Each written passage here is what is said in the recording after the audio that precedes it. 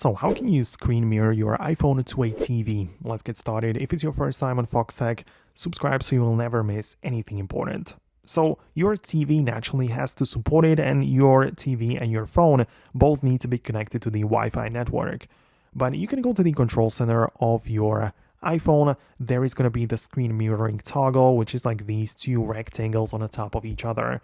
If you cannot find it, tap on the plus and add a control at the bottom and look up the screen mirroring and just bring it to your control center. Then you'll be able to tap on it anytime you want.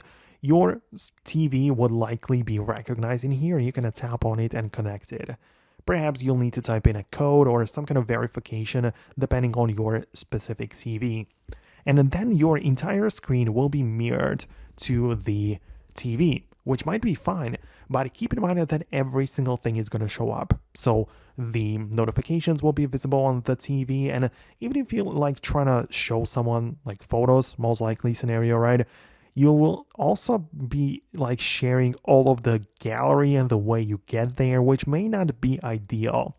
That's why me personally, I like to just open up the specific photo at first, and instead of using the screen mirroring where I just mirror the whole screen, I just tap on a specific video or photo instead, click on a share, and choose the AirPlay feature, which will make me connect to the TV the very same way, but the difference is that I only show that particular video or photo, nothing else. So this gives you much more privacy because you can look at your photos like that.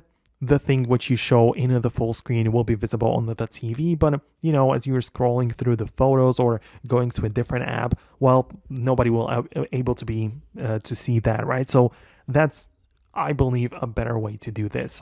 Now, let me know in the comments below if you managed to set it up the way that you wanted and expected. Thanks a lot for watching and your support, and I'll see you later in the next tutorials as well.